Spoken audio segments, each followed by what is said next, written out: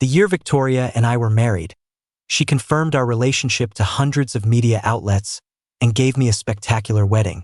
Later, she cheated with a new flame, pined for her first love, and lost herself in one wild party after another. I burned all the proof of the years I had secretly loved her. A fallen idol is worse than nothing. Better to preserve her in formaldehyde at the peak of her perfection. That afternoon, the rain started to fall in New York City. Sunrise Entertainment reporting. Actor Charlie Chase accused of breaking up a marriage. New York City News reporting. Charlie Chase's mystery lover allegedly exposed. Sources claim Sterling heiress Victoria Sterling is divorcing husband Julian Ford to reunite with actor Charlie Chase. Power couple undone by old flame. A look back at the marriage of the Ford and Sterling heirs. It's understood that, as of early March, the Ford and Sterling families were already planning to dissolve the marriage alliance.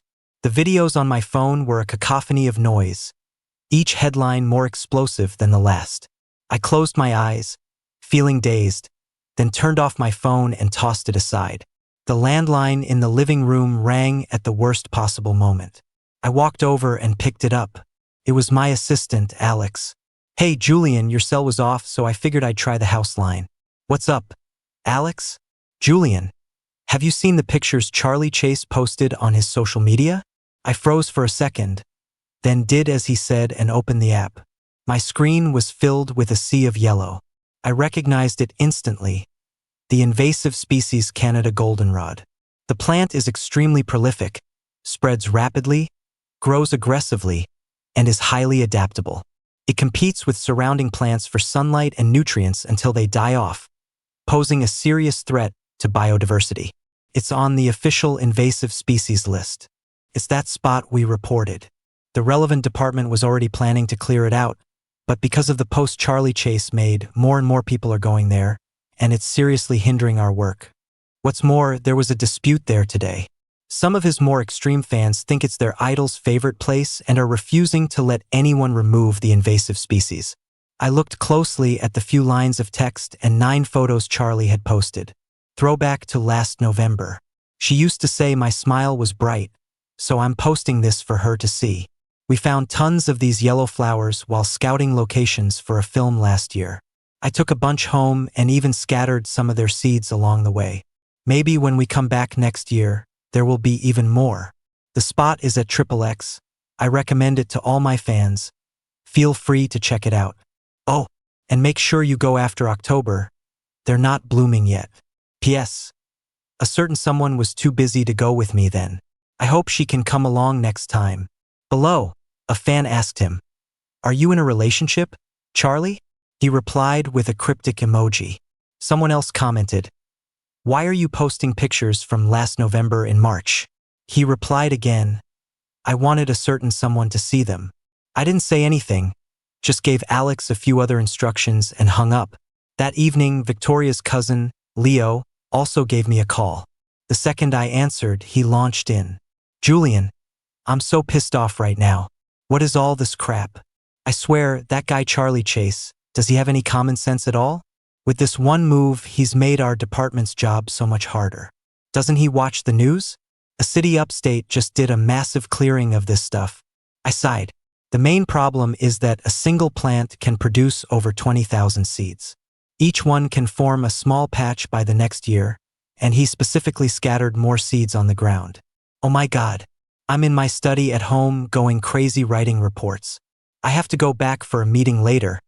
I can't even imagine how busy it's going to get. How could my cousin fall for a guy like this? He's got that smug, social climber look all over his face. I'm speechless. Julian, look at the watch Charlie's wearing. Isn't that the vintage one my cousin bought at auction? I didn't take the bait. Instead, I asked him a question. "Leo, is Noah behaving at the family estate?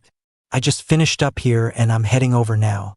The giant cake should be arriving at the estate soon. The person in charge just messaged me." "Okay, I'll let the butler know to look out for it.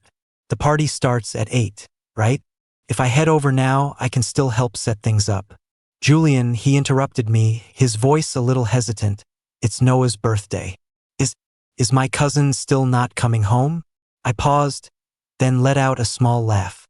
That's right. She hasn't been part of Noah's life for the past 2 years. She never wants to celebrate his birthday, so why would today be any different? She's probably at some club right now with Stella and that whole crew. Unbelievable. I'm actually speechless. What a train wreck. They're all train wrecks. What kind of friends does she even have?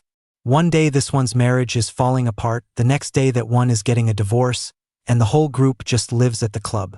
I couldn't put a name to the feeling in my chest. Leo, there's something I need to tell you. I'm divorcing your cousin soon. Julian, I cut him off. Don't try to talk me out of it, Leo. It's no use. You know who she loves is her first love, Charlie Chase. Our marriage was just a business arrangement. Now that Charlie's back, she's not going to let him go, and I don't want to keep dragging this out with her. I'm just really tired. I'll be single again, and she can marry someone else. There's nothing wrong with that. She'll probably be happy to see it happen. But what about Noah? Noah's only 4. A wave of bitterness washed over me. The only reason I haven't said anything yet is because Noah's birthday is coming up. I want him to have a happy 4th birthday. Our families are deeply intertwined with a lot of business partnerships. A lot of things can't be neatly divided. If his great-grandparents are willing, Noah can visit the estate often. I'll do my best to keep his environment from changing too much. As for Victoria, maybe after we divorce, her mood will improve, and she'll be willing to spare a little of her scarce maternal love. After hanging up, I saw I had a few new messages on my phone. A couple were from Charlie Chase, Victoria's first love, and her one that got away. The other was from Lauren, a substitute Victoria had found who looked about 50% like Charlie. I won the Newcomers Award. You must have heard, right? It's all over the news. I don't believe you haven't seen it. Now I'm worthy of standing by Victoria's side. Are you still going to shamelessly cling to your marriage and stick to her like glue? As if to emphasize his point, Charlie sent 2 more. You know what's more powerful than the one that got away? The one that got away who comes back. You two just have an arranged marriage.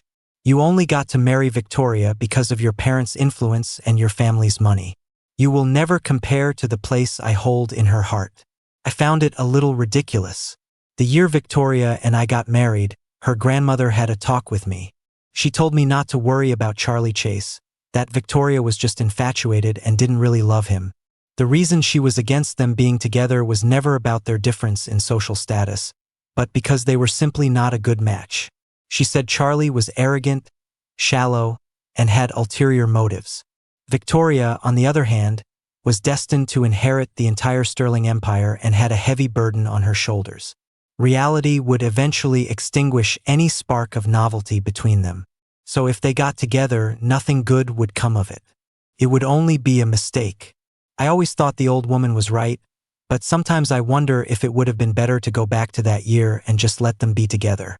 At least then she wouldn't always see me as the villain who destroyed her great love story.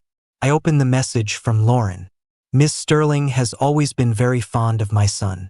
Mr. Ford, you don't have to acknowledge me, but please, could you acknowledge this child? He's only a little over 1. If you take him now, he won't remember anything. I'm at Seco Cafe. Mr. Ford, can you meet me? This was even more absurd. I had no idea how she even got my number. On the way to the family estate, I hesitated for a moment, then followed the address on my phone to the cafe. Some people will never learn to stay down. The moment I walked in, I saw Lauren sitting there, holding a small child in her arms. Lauren and Charlie Chase really did look alike, so much so that it made my stomach churn. A child's eyes are always the most beautiful things in the world, filled with innocence. I sat down across from Lauren and ordered a coffee. This child is from a previous relationship. Telling me is pointless. You won't get what you want from me, I said quickly, not wanting to get drawn into her story. Mr. Ford, you can help me. She took a file out of her bag and handed it to me. It wasn't what I expected. It was a stack of bank transfer records. Mr. Ford can have Victoria Sterling acknowledge this child. I glanced up at her. She met my gaze without flinching. She was much smarter and more cunning than Charlie. Whether you believe me or not, Miss Sterling is extremely fond of this child. I wouldn't dare joke about something like this. These are the records of the monthly transfers she made to my son and me. I just organized them after returning to the country. If you still don't believe me after looking at them, I can provide more evidence. No need. I looked at the child. He was indeed very cute. But what did that matter? It had no effect on me. Is there anything else you want to say? If not, I'm leaving. I stood up. Wait. She got flustered, standing up with the child and lowering her voice. Mr. Ford, with a business as big as the Sterlings, don't they need a backup heir? She stuttered. No, that's not what I mean. I'm saying the child is still young. You could take him back and raise him yourself as if you adopted him. That way, your position, Mr. Ford, will be more secure. I couldn't help but laugh. Raise him as my own child? Lauren, do you really think that's possible? Do I not have my own child? I asked a genuine question from the heart. Mr. Ford, you just need to give me a sum of money, and I'll hand the child over to you. And I promise I will never come to see him, never disturb your lives. I picked up my briefcase from the table. You're ridiculous. I scoffed. Why should I give you a sum of money? Aren't you getting ahead of yourself? Why would I take this child and raise him for you? So I can raise a viper in my own house, someone who will one day covet the sterling fortune and try to take what belongs to my son? Don't be absurd, Lauren. You met Charlie Chase by chance, took his advice, changed your name, and tried to get a payout from Victoria, right? Is there anything in this world that can't be found out? If I can find it out, Victoria certainly can too. So after you were exposed, you suffered a bit, and then Victoria paid you off to go abroad and forbid you from ever coming back. Am I wrong? She glanced around, her expression stiffening, looking lost as she held the child. Why don't you go to Victoria? I stared into her eyes. Because you don't dare. If she found out you were plotting this behind her back, your end would be miserable. So you came to me, but did you perhaps think I was too kind, too generous? I can tell you with absolute certainty you're dreaming. No matter how many illegitimate children Victoria has out there, no matter who in the Sterling family you go to see, the only heir to the Sterling fortune is my son. Just as the only heir to the Ford fortune is me, I added. If you don't believe me, you can go ask Victoria yourself and see if that child in your arms is a bargaining chip you can use against her. I turned to pay, but Lauren called out to me. Mr. Ford, don't be in such a hurry to leave. Please reconsider my offer. This child is really well behaved.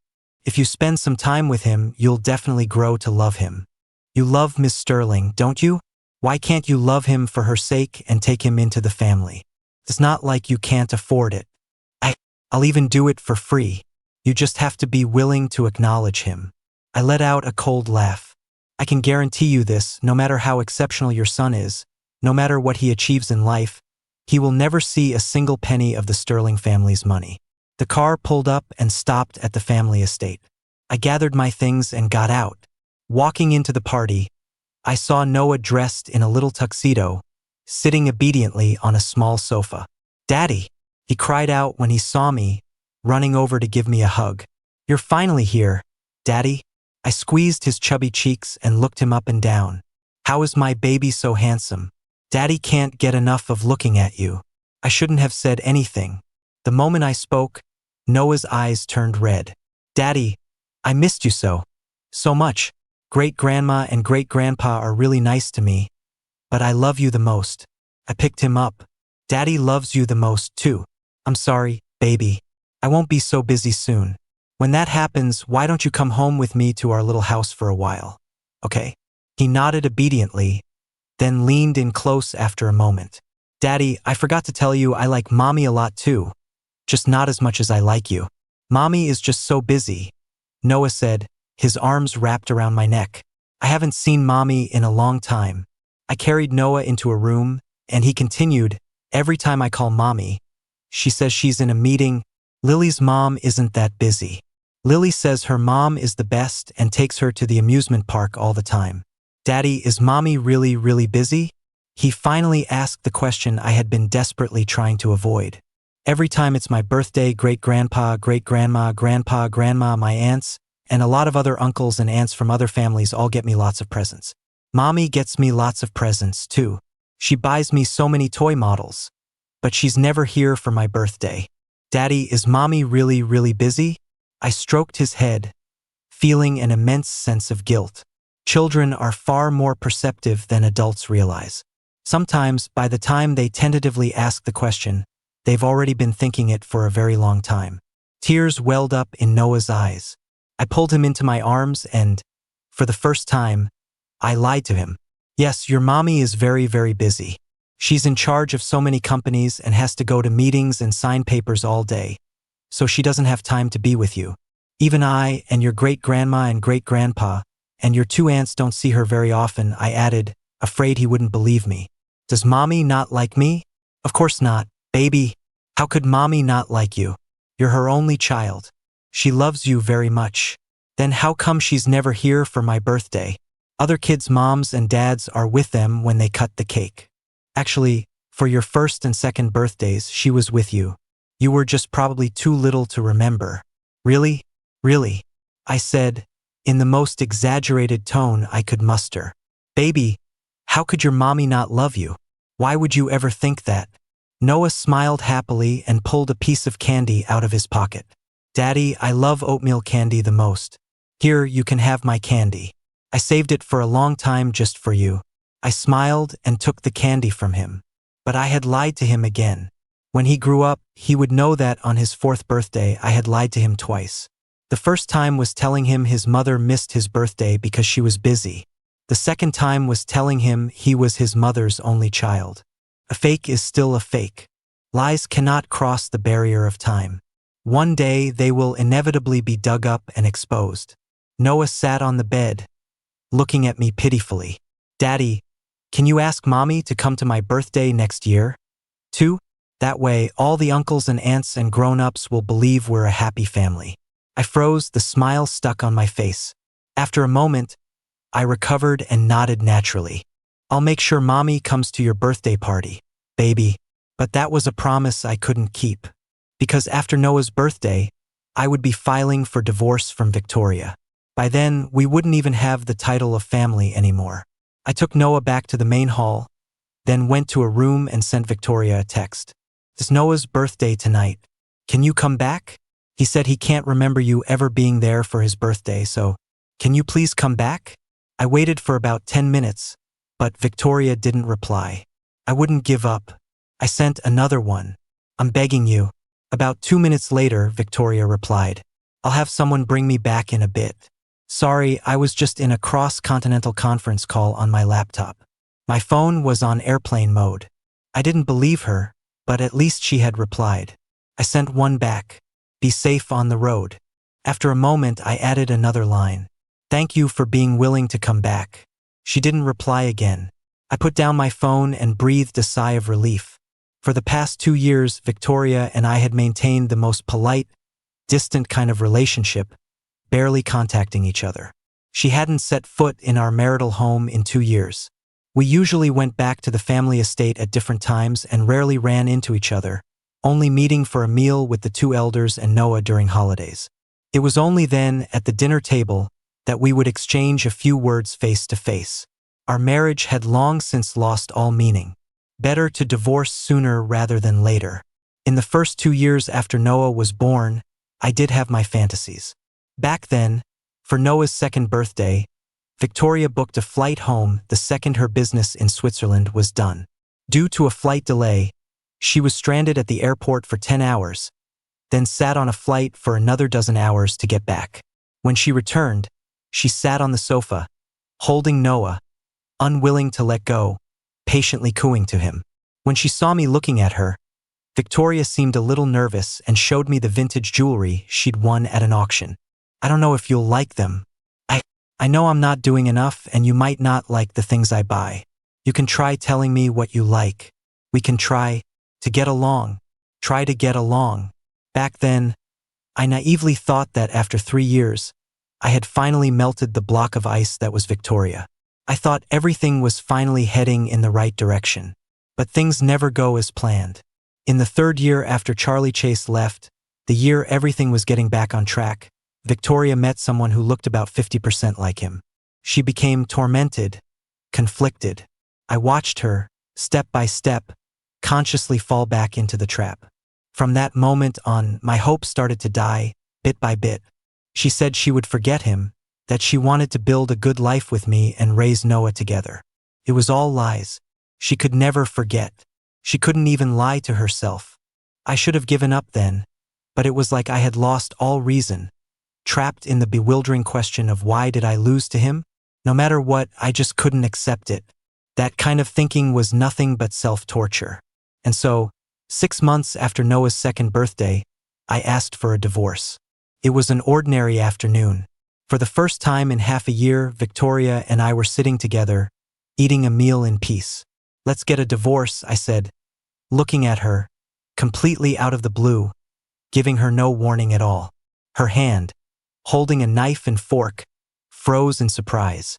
Her face was full of confusion, but she just looked up at me and said nothing. "You should know why," I said, reciting the lines I had practiced countless times in private. "I hope we can part on good terms, a peaceful divorce." "I don't understand," she said. "I don't understand why we should divorce when everything is fine. Haven't we always been like this?" "Yes." She said she didn't understand. How could she understand? She didn't know how I had secretly loved her for years, seeing her as my own one that got away. She didn't know the turmoil I felt marrying her, telling myself this wouldn't be an easy path, yet unable to stop myself from diving into the mess. How could she possibly understand any of this? The year I started middle school, the news of Victoria's parents' marital problems was everywhere, the talk of all of New York City. Her mother, they said, had fallen in love with another man. A massive company, a huge fortune. She was willing to give it all up just to be with him, but the family elders absolutely forbade it. Later, Victoria's father agreed to a divorce. But then, Victoria's mother suddenly changed her mind and tried to leave the blameless man with nothing. They remained at a stalemate. 2 days later, Victoria's father died suddenly in a car crash. That simplified things considerably. Her mother immediately announced she was remarrying. And so that slick, powdered man walked through the door, holding a newborn baby. Victoria had been sent to school in New Zealand at a very young age and rarely came back. During the time of her parents' marital implosion, she was forced to stay in New Zealand due to a passport issue and couldn't return. It wasn't until many things were already set in stone that she finally came back and stayed in New York for school. Victoria's classroom was next to mine. She was always quiet and melancholic, but she was a brilliant student, always dressed in a pure white dress. Her face captivated everyone's attention. She was always so perfect. Modeling competitions, physics competitions. She traveled abroad for all sorts of contests, confident and unrestrained. Back then, she would never show that expression that could wound without a trace, would never hurt anyone. My parents had decided from the start to only have me, and since my aunt and uncle had no children, I became the focus of both families' hopes. At an age where I wanted to be the best at everything, at an age where I had put countless invisible shackles on myself and was most afraid of failure, I met Victoria. She always won so easily. On the school's honor roll, our names were always one after the other. She was first, I was second. I wasn't without frustration back then. When she sensed my mood, she would rack her brain to find a good way to start a conversation, telling me not to take it all to heart. I'll never forget what she said. "Julian, you're really brilliant, truly. You're the most brilliant person I've ever met. Actually, I'm only good at physics and math Olympiad. In everything else, I'm far behind you. You excel in every subject, you're much better than me. These last few times, I just got lucky. You'll definitely surpass me in the future. There could be no higher praise." The next time I got straight A's and ranked first on an exam, Victoria, who had gotten a 28 in biology, held my perfect score biology paper and stared at it in disbelief. "Are you going to be a scientist?" I told her solemnly, "No, I'm going to be an aerospace engineer or an astrophysicist. I'm going to work in space exploration." During a study trip to Antarctica, Victoria stood in the snow and ice, listening to a lecture about global warming. She said, "Julian, I really admire you. You will definitely achieve your dream. When you do, we will all be so proud of you."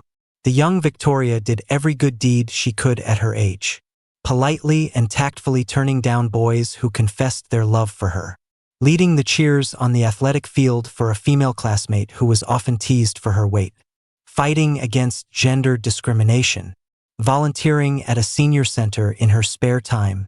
She was the perfect embodiment of the one that got away, hanging in the sky, radiating her own light, calm and quiet, with a fire in her eyes. She started to appear more and more frequently in my diary. Every word, every line, dense with unspoken feelings, until the last year of high school when Charlie Chase transferred in. Passionate but a bit clumsy, he was always messing things up, and he crashed into Victoria's life. Soon after, Victoria seemed to become a different person. She brought him everywhere, mentioned him to everyone, and even got into a fight with a girl from the next class over him. Skipping class just to take him out for his birthday. Distancing herself from everyone just to keep Charlie happy. Later, their drama got so big that I heard Victoria's aunt slapped her in the school office. Charlie took money from Victoria's uncle but still went abroad to study with her. Victoria paid for all his tuition. After that, I went to Switzerland to study aerospace engineering, and I heard they were doing well in a foreign country. Always together, a picture of envy. So I started to consciously and unconsciously push back when our families would casually bring up the verbal promise of a childhood engagement they'd made when Victoria and I were young, interrupting their talk of a marriage alliance. I locked away those diaries, and with them all the memories of my youth. If nothing had gone wrong, that would have been the best and final ending. I turned on the air purifier in the room, watching the numbers on the display change, then took out my phone, opened social media, and scrolled through Charlie Chase's feed. Who could have known that later, Victoria's family company would suddenly run into trouble? For years, her grandparents had been running the family business, and it was inevitable that they would make mistakes.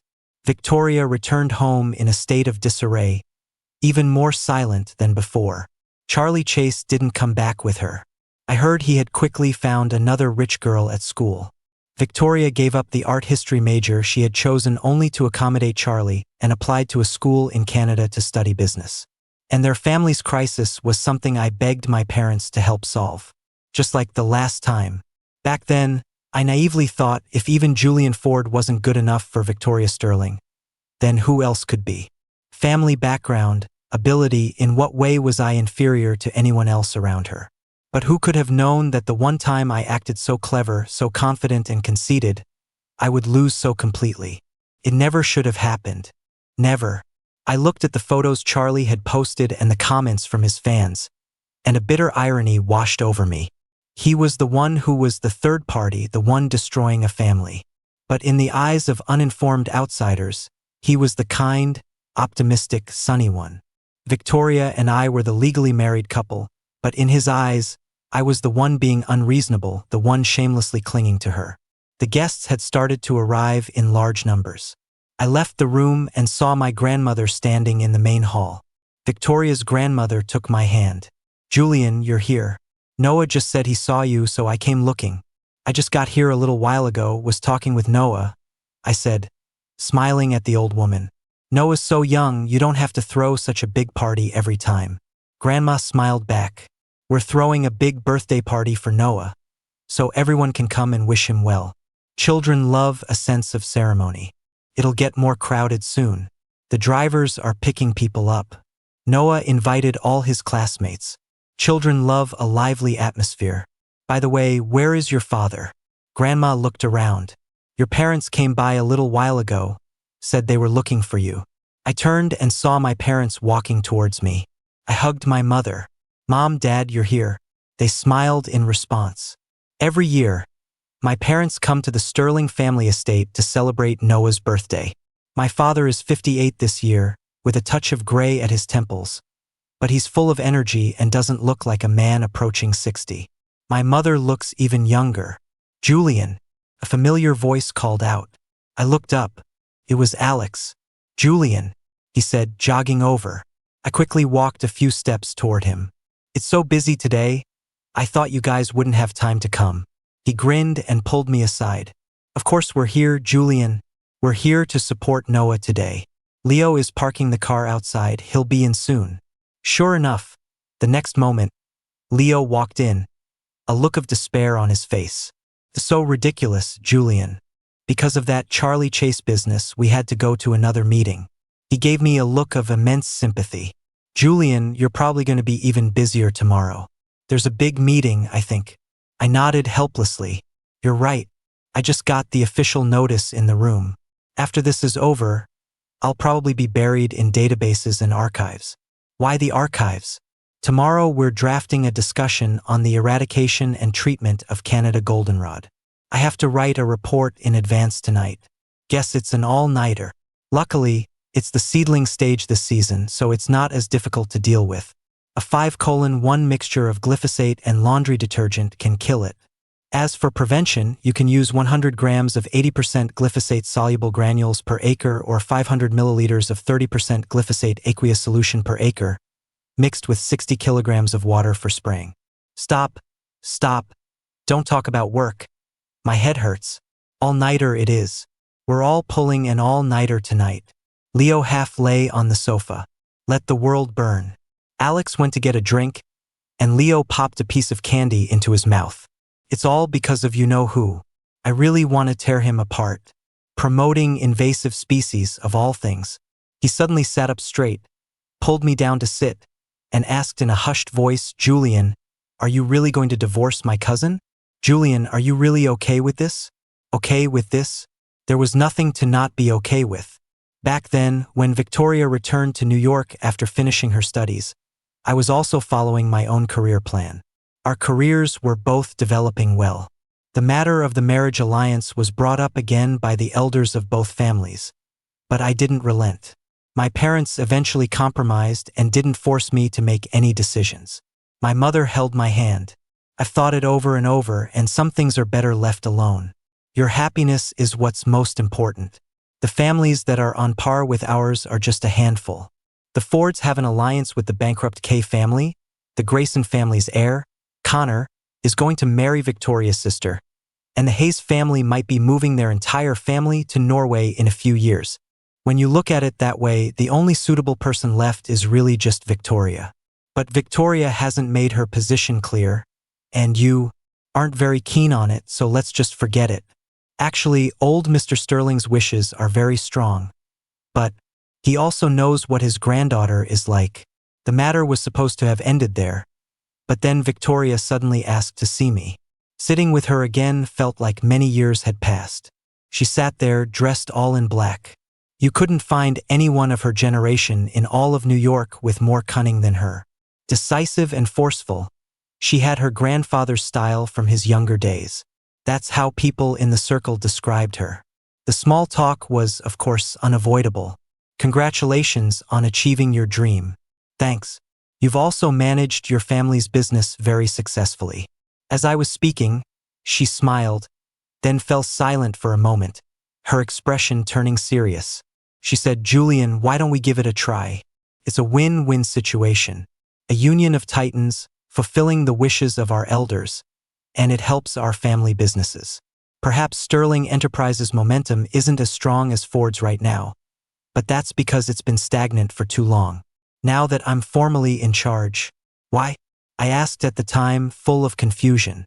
Victoria looked at me. Instead of you having a strategic marriage with some woman of unknown background, we might as well give it a try. She sighed. To be honest, I'm not a good person. A lot of my business tactics are not exactly above board.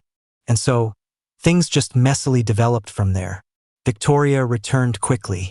Noah's face was full of surprise and joy. He excitedly took my hand and Victoria's, introducing us to all his classmates. I looked at the usually silent Victoria, then smiled and carried Noah to the enormous cake.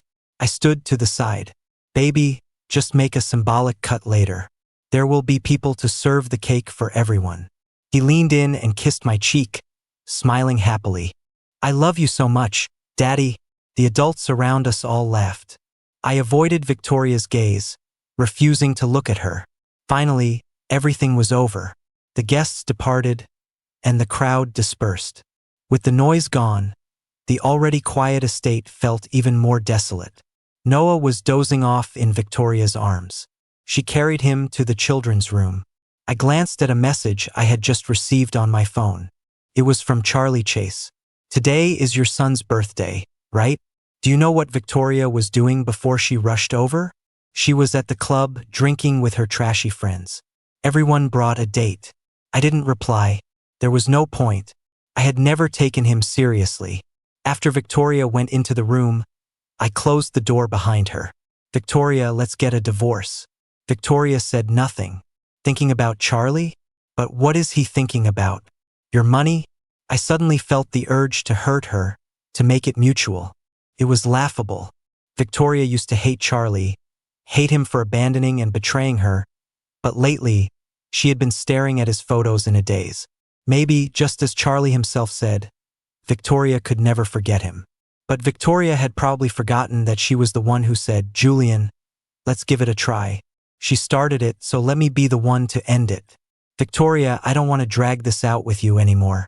I'm not divorcing you, Victoria said, her voice firm and resolute. Noah needs a complete family. Don't use our child to blackmail me. Victoria looked up at me. That's not what I mean. Ever since she took over the family business, her demeanor had become very tough.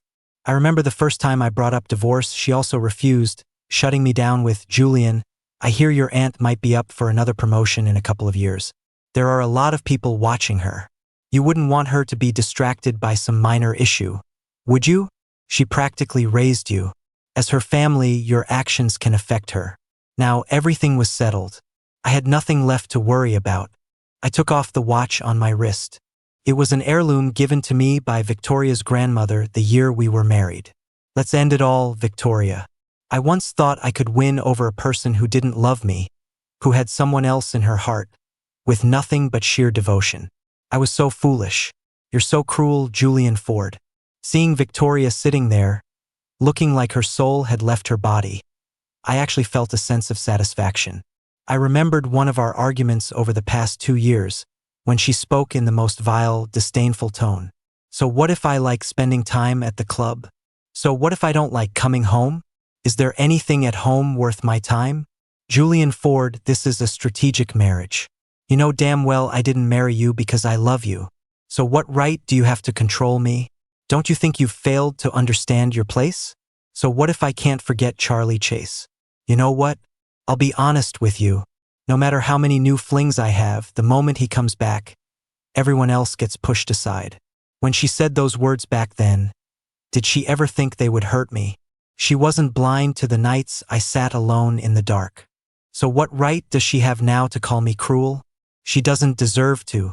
Julian, you have a happy family, you've had a smooth life, so maybe you don't know the impact a broken home has on a child.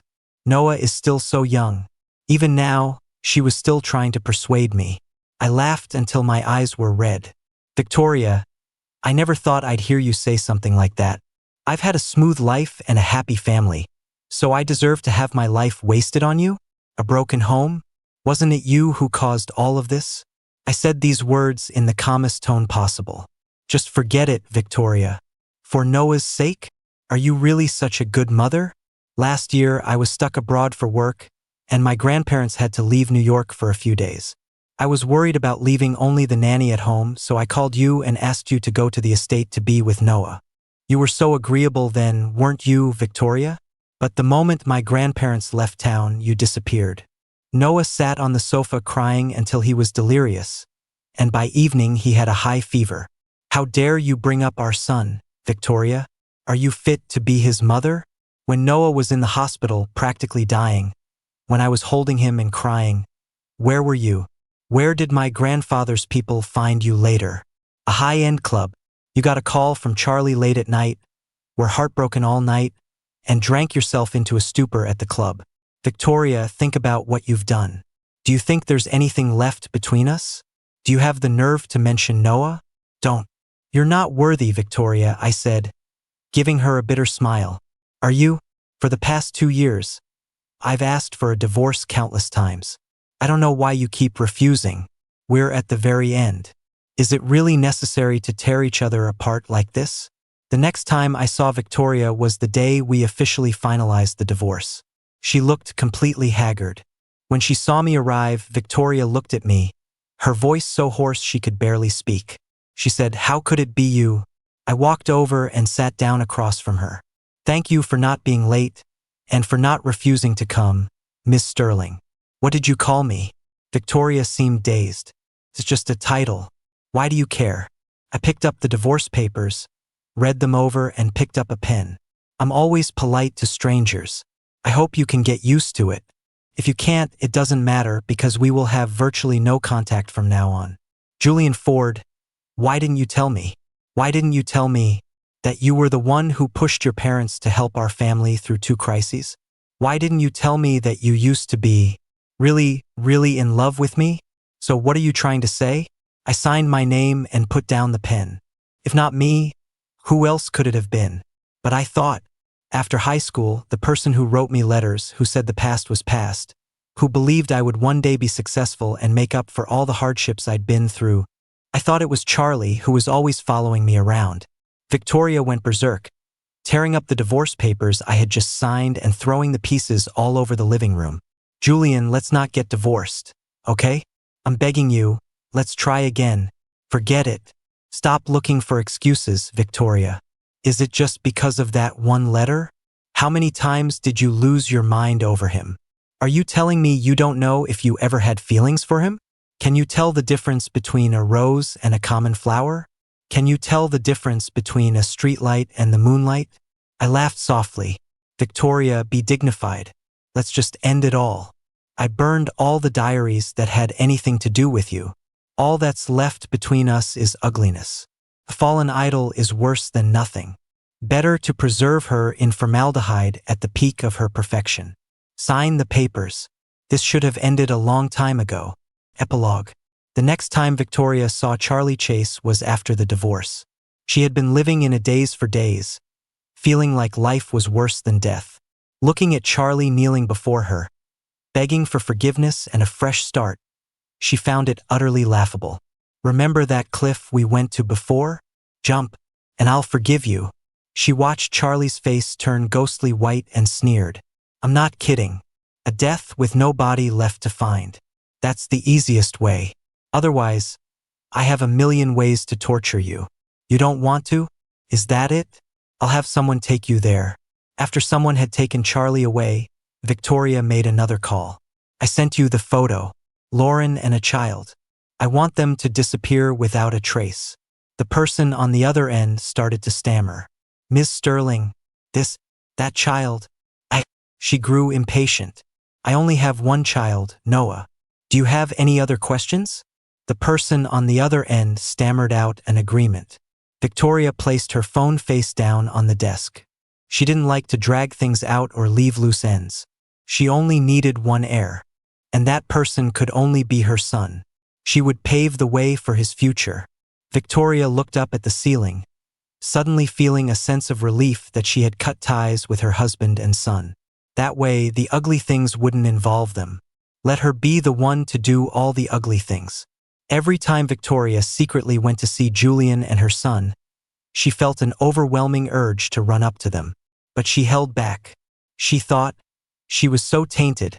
She shouldn't appear before her ex-husband again. Shouldn't hold her son again. She was so dirty, and they were so clean. There was always a mountain of documents to sign in her office. Every minute, the company's accounts swelled with more money. The Graysons, the Sterlings, and the Fords. The 3 great families of New York City. Sometimes, a surname meant everything. Victoria would never forget that day. Before her wedding, her so-called best friends threw her a bachelorette party. During the party, someone teased her, "Well, Victoria, you're full of surprises. I can't believe Julian Ford was willing to marry you. This is really... In our circle, Mr. Ford is at the top of the pyramid, the sole heir of a top-tier dynasty. Yeah, Victoria, I bet he's just in it for your looks. Ha ha ha ha. Don't be jealous. If you had a face like Victoria's, see if he'd be willing to marry you.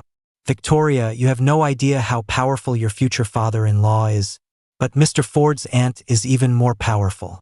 And her branch of the family has no children. Can you believe his luck? Victoria, you really married up. The Ford family used to be an old intellectual family. The comments went on and on, one after another. She shot a casual glance at them. I never knew you all were such gossips. At that point, someone stepped in to smooth things over. Ha ha ha ha. You guys are just jealous. You make it sound like our Victoria is worthless. Victoria's family has been in business for 5 generations. Generations of accumulated wealth. How is she any worse off than the Fords? If it weren't for what happened back then. Someone quickly shoved the speaker. What are you talking about that for? The person immediately shut up. Victoria glanced at them but wasn't angry. She knew what they meant. If her parents hadn't reached that point, if her mother hadn't had an affair, if they hadn't had a falling out, if they hadn't both died, the Sterling family would have long surpassed all the other families. Now, her grandparents were back at the helm, holding down the fort, but what about when they were gone? Would she, Victoria Sterling, always have someone to rely on? No, she wasn't that lucky. She had to work 1,000 times harder than these good-for-nothing friends to hold up her massive family business. She loved winning too much. She would never let herself lose. But in the business world, without the connections of the older generation, many doors were hard to open.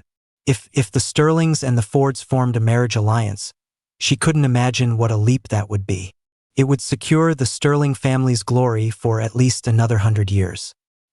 But she couldn't quite figure out, why would Julian Ford be willing to form an alliance with her? Why did he agree? Why was he willing to marry her? Was it just because she was better than the other debutantes in New York? Was it just because their families were old friends and her grandfather and Julian's grandfather were close? She was a talented businesswoman, young and promising, yes, but in a city like New York, there were many powerful people and even more with potential. Why did he choose her, of all people? She took a sip of red wine, an undeniable fondness for Julian Ford blooming in her heart. Later, she was married and had a son. One time, she went out for a business dinner and came home very late, drunk. Julian had waited up for her until the middle of the night and had made her a soup to sober up. Her husband, dressed in white cotton pajamas, exuded an air of scholarly refinement. He leaned down and asked her, "Feeling better? Want some more soup?" She looked up, dazed, and saw his eyes filled with tenderness and love. For the first time, she panicked. He liked her? How could someone as good as Julian Ford like her? When did he start liking her? She took his hand. "No more, I'm much better." She suddenly resolved to spend the rest of her life with Julian Ford. To get along properly. Don't keep letting him down, she thought. But how did it turn into this? How did they get to this point? Later, her sister-in-law had an affair, and her brother divorced her. Her own brother, Daniel, 6 or 7 years younger than her, stood before her. "Sis, when you were cheating, did you ever think that one day your own brother would be cheated on?" She stood there, stunned, as her brother continued. "Every time I call you sis, I feel like I'm letting Julian down. Do you think you're so cool, Victoria? Do you think you're so good to me, Daniel Sterling?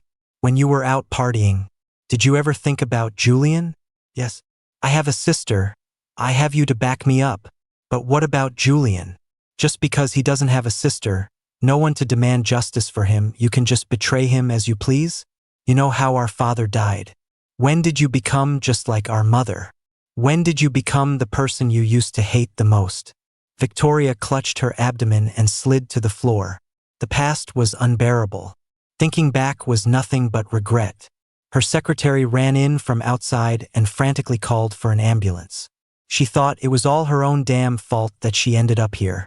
She couldn't blame anyone else. She lay wretchedly on the floor, hearing the sound of the ambulance getting closer and closer, when suddenly, everything went black. Her abdomen had never hurt like this before. When Julian Ford received the news of Victoria's death, he was stunned for a moment. Late-stage ovarian cancer. She had voluntarily given up treatment. Her will was simple. What shocked him was that Victoria had left her entire personal fortune to him, along with a letter. Julian hesitated for a long time before opening it.